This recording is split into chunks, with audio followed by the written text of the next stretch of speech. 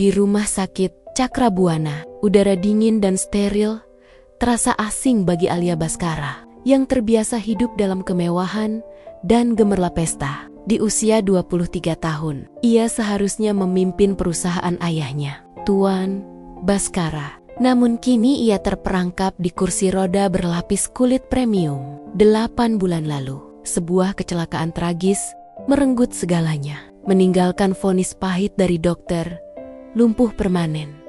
Kekosongan itu adalah palung sunyi yang menenggelamkan jiwanya. Tuan Baskara, seorang pengusaha properti terkemuka, telah menguras kekayaan dan koneksinya, tetapi tidak ada pengobatan yang membuahkan hasil. Keputusasaan Alia hanya bisa ia tatap di refleksi jendela kaca kamar rumah sakit. "Ayah, aku ingin keluar sebentar," pinta Alia suatu sore. Suaranya datar. Tuan Baskara dengan hati-hati mendorong kursi roda putrinya keluar, menuju taman kota Dirgantara. Di tengah keramaian taman yang penuh tawa dan kebebasan, Alia hanya bisa duduk, menatap sepasang sepatu mahal yang kini tak berguna, merasa terputus dari dunia. Saat Alia tenggelam dalam kesunyiannya, sebuah bayangan panjang jatuh di hadapannya. Seorang pria lusuh, berusia akhir 40-an, berdiri di sana. Kemejanya compang-camping, wajahnya dihiasi janggut tak terurus, dan matanya memancarkan kelelahan yang mendalam. Pria itu berlutut di hadapan Alia. Tatapannya menembus, penuh keyakinan yang aneh. Dengan suara serak, ia berkata, "Nona, aku bisa membuatmu berjalan lagi." Tuan Baskara langsung siaga, siap menghardik. "Minggir, minggir, jangan permainkan anakku." Alia mengangkat tangan, menghentikan ayahnya. Dia tertawa pahit. "Ide itu konyol. Kau bercanda. Dokter spesialis saraf dunia sudah menyerah. Apa yang kau mau? Uang? Uang?" Pria itu yang bernama Pak Chandra menggelengkan kepala. "Aku tidak butuh harta, Nona. Alia, aku hanya butuh satu syarat darimu." "Apa?" Alia menantang. Pak Chandra menunjuk ke minimarket di seberang jalan. "Belikan aku satu botol air mineral dingin." Alia terdiam. Permintaan itu sangat absurd. Namun, di tengah keanehan itu, tatapan tenang Pak Chandra memicu rasa penasaran yang mengalahkan keputusasaan Alia. "Ayah," kata Alia pelan, "lakukan saja. Mari kita ikuti permainan ini." Tuan Baskara segera membelikan air itu. Pak Chandra meneguknya dengan rakus. Setelah selesai, ia menatap Alia lagi. "Sekarang, ikuti aku," katanya singkat. "Ada tempat yang harus kau datangi." Tuan Baskara protes, tetapi Alia bersikeras. Langkah Pak Chandra yang pasti memimpin kursi roda itu keluar dari keramaian, menyusuri jalanan sepi, hingga tiba di sebuah kawasan yang sepi dan sunyi. "Pemakaman bunga raya, ke kuburan," bisik Alia. Pak Chandra mengangguk. "Ya, di sana semua akan terjawab." Mereka tiba di bawah pohon beringin tua, di sudut pemakaman yang jauh. Di sana tidak ada nisan besar, hanya gundukan tanah kecil dengan sebongkah batu kali sederhana di atasnya.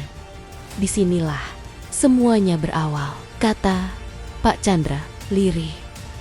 "Ini kuburan siapa?" tanya Tuan Baskara curiga. "Aku hanya ingin dia berdoa di sini. Satu kali saja." Dengan sepenuh hati, jawab Pak Chandra, menatap Alia. Alia menutup mata, mencoba memfokuskan pikirannya, memanjatkan doa yang entah ditujukan kepada siapa. Angin sore berdesir kencang. Ketika doa itu selesai, Alia merasa sedikit lega, tetapi kakinya masih mati rasa. Pak Chandra berlutut di hadapan kursi rodanya. "Sekarang coba berdiri." "Tidak mungkin," bisik Alia. "Aku sudah mencoba berkali-kali." "Kakimu tidak mati, Nona. Kakimu hanya terpenjara," tegas Pak Chandra menggenggam lengan Alia. "Tarik napas. Jangan pikirkan rasa takut. Percayalah, Alia mengerahkan seluruh tenaganya. Rasa sakit langsung menjalar dari pinggang ke bawah. Lututnya gemetar hebat. Dia menutup mata rapat-rapat, mengabaikan rasa sakit. Tiba-tiba, kursi roda terdorong ke belakang. Alia berhasil mengangkat tubuhnya. Lututnya goyah, tetapi kakinya menahan berat badannya. Dia terhuyung dan tangan Pak Chandra menopangnya dengan sigap. Alia tercekat, air mata jatuh. Aku bisa berdiri, suaranya pecah. Tuan Baskara terperanjat menyaksikan keajaiban itu. Sekarang, ambillah satu langkah, pinta Pak Chandra dengan napas tersengal. Alia menggerakkan kaki kanannya, ditopang Pak Chandra. Kaki itu melangkah maju. 1 langkah, lalu 2 langkah, kemudian 3. Aku benar-benar melangkah. Setelah 6 langkah, ia terduduk lemas di tanah, tak kuat melanjutkan. Pak Chandra menepuk bahunya lembut. Kau sudah membuktikan bahwa kakimu tidak mati. Kau hanya terpenjara oleh sesuatu yang lebih dalam. Alia mendongak, matanya penuh kebingungan. Apa maksudmu? Apa yang sebenarnya terjadi padaku? Pak Chandra menatap gundukan tanah. Di dalam kuburan ini ada jawaban dari semua penderitaanmu. Siapa yang dikubur di sini? Tanya Alia. Alia berdiri gemetar. Seekor kucing, jawab Pak Chandra lirih. Kucing kecil yang selama hidupnya kurawat. Dia menjadi saksi bisu kesombonganmu. Kecelakaan yang membuatmu lumpuh ada hubungannya dengan kuburan kecil ini. Tuan Baskara menolak. Anakku kecelakaan karena menabrak pohon. Namun Alia tahu kebenarannya. Ingatan malam kecelakaan itu menusuknya. Mengemudi dengan musik keras. Tangan sibuk bermain ponsel. Berkendara dalam keadaan mabuk. Kucing kecil itu berlari menyeberang. Dalam kepanikan, bukannya mengerem. Alia membanting setir. Mobil melaju liar dan menghantam tiang. Saat siuman di rumah sakit, ia menyalahkan kucing itu, memilih kebohongan bahwa ia adalah korban semata. Dia tidak pernah berani mengakui bahwa penyebab sebenarnya adalah dirinya sendiri yang mabuk dan sembrono. Alia kini terisak. Aku yang salah, bukan kucing itu. Suaranya pecah. Tuan Baskara terperanjat, menatap putrinya.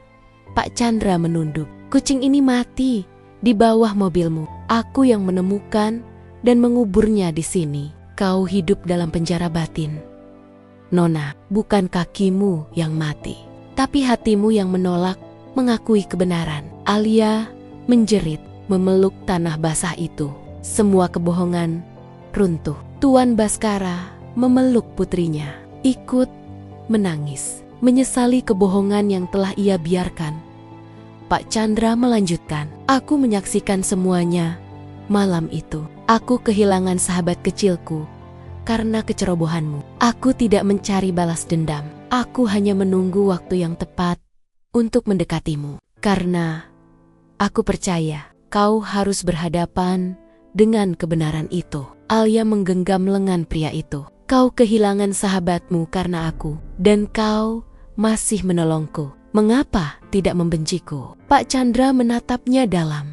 Karena membenci tidak akan membuatku tenang. Tapi melihatmu bangkit, itulah balasan terbaik untuk sahabatku yang sudah pergi. Malam itu, Alia kembali ke rumah. Dipapah ayahnya. Dia tidak lagi di kursi roda. Setiap langkahnya adalah ikrar untuk hidup baru. Sejak hari itu, Alia berlatih berjalan tanpa lelah. Dia menyisihkan gaya hidup mewahnya, menggantinya dengan kegiatan sosial. Dia mendatangi panti asuhan, berbagi cerita tentang keberanian mengakui kesalahan. Dan yang terpenting, ia memberi makan kaking-saking jalanan sebagai bentuk penebusan. Dia mendirikan rumah singgah untuk hewan terlantar. Alia yang dulu sombong, kini menjadi sosok yang rendah hati dan penuh empati. Namun, Pak Chandra menghilang setelah pertemuan di pemakaman itu. Seolah ia hanyalah utusan. Alia dan Tuan Baskara mencarinya, tetapi sia-sia. Pada suatu pagi, Alia kembali ke pemakaman Bunga Raya. Dia berlutut di depan gundukan tanah kecil itu, kini dengan langkah yang mantap. "Di mana kau, Pak Chandra? Aku ingin berterima kasih," bisiknya. Tuan Baskara menunduk. "Nak, dia sudah melakukan bagiannya. Pelajarannya akan tetap tinggal di hati kita." Meskipun Pak Chandra tak ditemukan, Alia mulai melihat jejaknya di beberapa sudut kota. Di papan kayu warung atau di tembok yang usang, ada coretan kapur sederhana yang bertuliskan, "Hidup bukan tentang seberapa lama kau berlari, tapi seberapa berani kau berhenti untuk mengakui salah dan memulai lagi." Alia yakin itu adalah pesan dari Pak Chandra, pengingat agar ia tidak kembali pada kesombongan lamanya. Beberapa bulan kemudian, Alia sudah sepenuhnya pulih. Suatu sore, gerimis turun membasahi jalanan. Alia berjalan pulang dari pasar ketika matanya menangkap sosok yang tak asing di ujung gang Pak Chandra. Dia berdiri di bawah atap seng yang bocor. Pakaiannya lusuh dan basah kuyup. Alia berlari kecil, air matanya langsung menggenang. "Kau!" Suaranya bergetar. Pak Chandra tersenyum samar. "Aku hanya lewat. Aku senang melihatmu berjalan." Alia tiba di hadapannya, menggenggam lengan pria itu. "Aku berterima kasih. Kau menyelamatkan hidupku. Kau sendiri yang memilih untuk jujur dan berubah. Aku hanya menunjukkan jalan," balas Pak Chandra, menatap langit. "Aku sudah melakukan bagianku. Jangan sia-siakan kesempatan kedua ini." Alia menahan tangisnya. "Tolong, tetaplah ada. Siapa sebenarnya dirimu?" Pak Chandra menghela napas panjang. "Aku tidak penting, Alia. Yang penting adalah bagaimana kau melangkah setelah ini. Aku hanya seorang penjaga kecil, bukan untukmu saja, tapi untuk gewa-gewa yang tersesat." Dia melangkah mundur, perlahan menyusuri gang basah yang gelap. Bayangannya memudar di balik tirai hujan. Alia tahu itulah pertemuan terakhir mereka. Alia membalikkan badan, kembali berjalan bersama ayahnya. Di hati Alia, cahaya baru menyala. Dia akan menjalani hidup barunya dengan kaki yang melangkah pasti dan hati yang penuh kerendahan, membawa warisan seorang pria lusuh yang mengajarkannya bahwa kebahagiaan sejati dimulai dari pengakuan atas kesalahan diri.